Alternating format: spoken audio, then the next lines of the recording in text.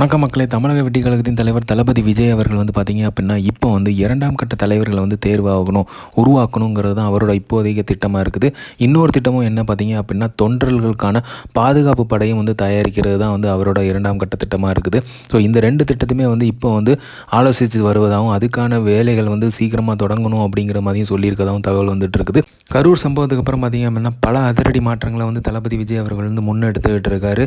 So பெரும் கூட்டங்களை எப்படி கட்டுப்படுத்தணும், அவங்கள எப்படி ஒருங்கிணைக்கணும், அந்த சிச்சுவேஷனில் எப்படி அவங்கள கட்டுக்கோப்பாக வச்சுக்கணும் அப்படிங்கிறதுக்காக தான் மற்ற கட்சிகளை போல் தொண்டர் படையை உருவாக்குறதுக்கும் தீவிரமாக யோசிச்சுட்டு வர்றாரு.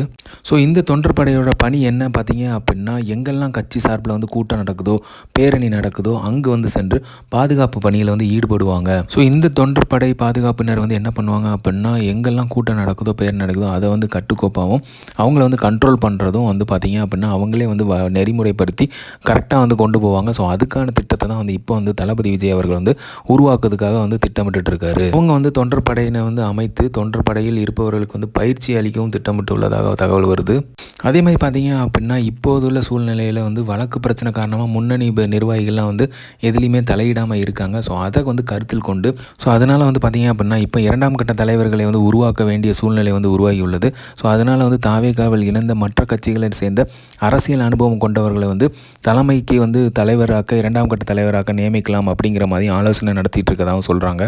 அதற்கான இரண்டாம் கட்ட தலைவர்களான பட்டியலையும் தளபதி அவர்கள் உருவாக்கிட்டு இருக்கதாகவும் சொல்கிறாங்க.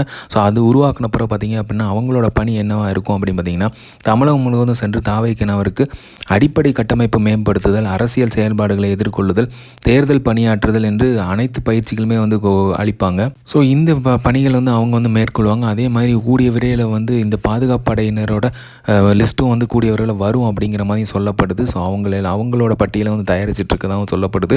ஸோ எல்லாமே இப்போ பார்த்தீங்க அப்படின்னா விவேகமாக நடக்க ஆரம்பிச்சிருக்கு.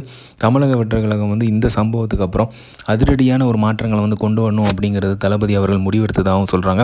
ஸோ அதற்கான மாற்றங்களை வேகமாகவும் பண்ணணும், விறுவிறுப்பாகவும் பண்ணணும் அப்படிங்கிறதாகவும் தேர்தலுக்கு இன்னும் சில மாதங்களே உள்ளதுனால இதை அனைத்தையுமே பண்ணணும் அப்படிங்கிறதையும் சொல்லியிருக்காரு.